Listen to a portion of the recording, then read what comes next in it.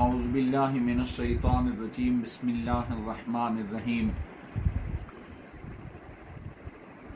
شہر رمضان الذی انزل فیہ القرآن ھدی للناس صدق اللہ العظیم الصلاۃ والسلام علیک یا سیدی یا رسول اللہ وعلی آلک وصحابک یا سیدی یا حبیب اللہ۔ معزز سامعین اور ناظرین،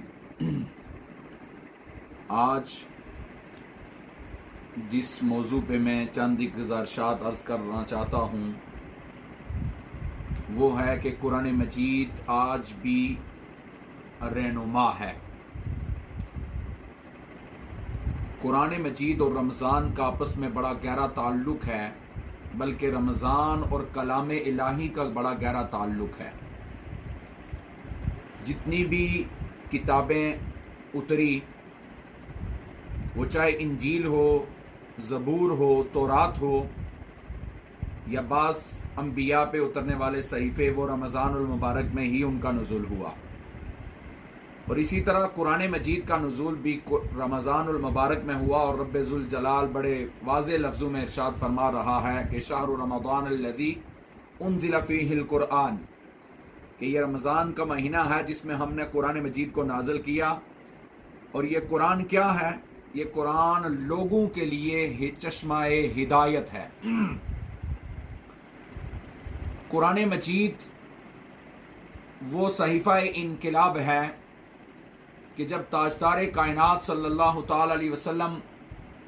ہرا کی حلوتوں سے قرآن مجید کی پہلی وحی اقرأ بسم ربک الذی خلق، یہ پہلی اللہ کی طرف سے اترنے والی وحی کی 5 آیات لے کر شہر مکہ میں اترتے ہیں، تو اس پہلی وحی سے پہلے جو مکہ کے لوگوں کا ماحول ہے وہ کس سے ڈھکا چھپا ہوا ہے۔ ان لوگوں کی نہ کوئی تہذیب تھی، نہ ہی ان کا کوئی تمدن تھا۔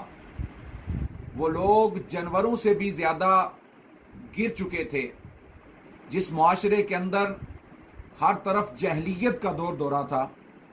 اور وہ اتنے گرے ہوئے کہ اپنی زندہ بچیوں کو درگور کر دیتے، ماؤں کو منڈیوں میں جا کر بیچ دیتے، ان کی بولیاں لگاتے، خواتین کی زندگیوں کے چراغ گل کر دیے جاتے۔ الغرض اس معاشرے میں وہ کون سا ایسا تہذیب اور انسانیت سے گرا ہوا کام تھا کہ جو وہ لوگ نہیں کرتے تھے۔ لیکن جب تاجدار کائنات یہ قرآن کا نور لے کر اور یہ پہلی وحی لے کر میرے آقا علیہ الصلوۃ والسلام اترے، تو پھر دنیا نے دیکھا کہ وہ معاشرہ جس کی کوئی تہذیب و تمدن نہیں تھا،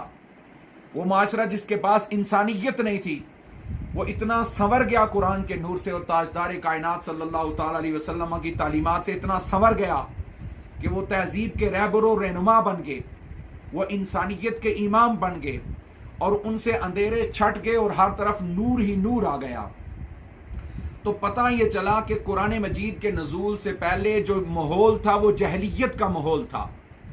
لیکن قرآن مجید جب اترا تو قرآن مجید نے وہ انقلاب برپا کر دیا کہ جہلیت کو ہر طرف سے مٹا دیا، علم کے نور سے لوگوں کے سینوں اور لوگوں کے ذہنوں کو روشن کر دیا اور منور کر دیا، اور خدا کے سے بھولی ہوئی انسانیت کو خدا کی معرفت اور پہچان کروا دی، اور انہیں اللہ کے سامنے جھکنے کا سلیقہ عطا کر دیا۔ قرآن مجید جس معاشرے میں اترا، اس معاشرے میں اگر اتنی جہلیت، اور جب وہ لوگ اس قرآن کے قریب ہوئے تو ان لوگوں کو قرآن سے اگر اتنا نور ملا کہ وہ لوگ نسل انسانیت کے امام بن گئے، تو آج اے امت مسلمہ، ہم برا روی، ہمارا معاشرہ تباہی و بربادی، ہماری نوجوان نسل اتنی گرتی چلی جا رہی ہے۔ کون سا وہ گناہ ہے جس سے ہم اپنے آپ کو آلودہ صبح سے شام تک نہیں کرتے؟ لیکن ضرورت اس امر کی ہے کہ ہم پلٹ کے قرآن کی طرف آئیں،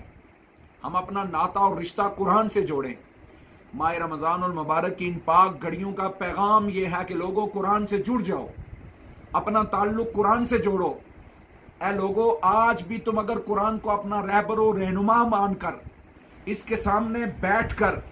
اس کی تلاوت کر کے، اس کے معنی و مفاہیم کو سمجھ کر इस कुरान मजीद से रहनुमाई लोगे तो आज भी वो वक्त दूर नहीं कि जब तुम्हें नस्ल इंसानियत का इमाम बना दिया जाएगा, तुम्हारी तुम्हारे बिगड़े हुए हालात को संवार दिया जाएगा। आज भी अगर अपने इस मुआशरे को बेरा रवी से बचाना चाहते हैं, आज भी अगर अपनी नौजवान नस्ल को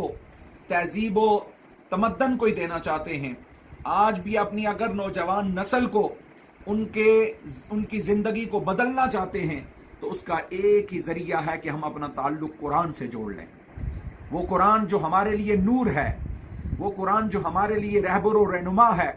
वो कुरान जो खुदा ने भेजा और जिब्रील अमीन लेकर आए और ताजदार कायनात के सीने पे जिस कुरान का नुज़ुल हुआ, वो कुरान लोगों के दिलों की सख्तियों को नरमियों में बदल देता है, और वो कुरान जो लोगों के कलेजों में अल्लाह का खौफ पैदा कर देता है, और वो कुरान जो बिगड़ी हुई इंसानियत को राय हिदायत अता करता है। कुरान मजीद एक और मुकाम पे इरशाद फरमाता है, अल्लाह तबारक व तआला फरमाता है, युदिल्लु बिही कसीरन व यहदी बिही कसीरा,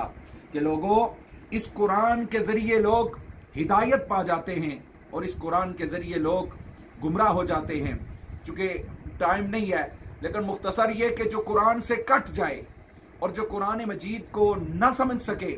और जो कुरान मजीद से दूर हो जाए, वो गुमराहियों की वादियों में भटकता रहता है। और जो कुरान मजीद को अपना रहबर व रहनुमा समझकर, इसे अल्लाह का कलाम समझकर और इस कुरान मजीद से ताल्लुक़ जोड़ लेता है, वो यकीनन हिदायत से अपने सीने को बुकाए नूर कर देता है, उसका ज़ाहिर व बातिन चमक जाता है। यही वजह है कि रमज़ान और कुरान मजीद का एक गहरा ताल्लुक़ है, और इसी वजह से कसरत के साथ अल्हम्दुलिल्लाह आज भी लोग इस कुरान मजीद को पढ़ते हैं। लेकिन मेरी रिक्वेस्ट ये है कि कुरान मजीद को सिर्फ तिलावत इसकी ज़रूर की जाए, लेकिन सिर्फ तिलावत की हद तक महदूद न रहें, बल्कि कुरान मजीद के तराजिम को उठाएं, अहले सुन्नत के तराजिम को उठाकर इस कुरान मजीद का के मानी और मफहूम को समझें। हमें हमारा खुदा क्या कह रहा है, हमसे हमारा मौला क्या चाहता है, हमें हमारा मौला किन चीज़ों से, हमारा रब हमें मना फरमा रहा है, किन चीज़ों के करने का हमें हुक्म दे रहा है। जब हम ये समझ जाएंगे इस कुरान मजीद को और इस कुरान मजीद के दामन को हम मजबूती से थाम लेंगे, तो ए रूवे ज़मीं पे चलने वाले इंसान, तू फर्श पे चलेगा लेकिन तेरी धूम अल्लाह के अर्श पे होगी। रब्बे जुल जलाल फरिश्तों के सामने फ़ख्र फरमाएगा। तो आज ज़रूरत इस अमर की है कि चूँकि हम ज़िल्लत और रसवाइयों की वादियों में गिरते चले जा रहे हैं, गुनाहों की आलूदगी में फंसते चले जा रहे हैं, और आज ज़िल्लत और रसवाई इस उम्मत का मुकद्दर बनी जा चुकी है। ए उम्मत, अगर ज़िल्लत और रसवाई से निकल कर,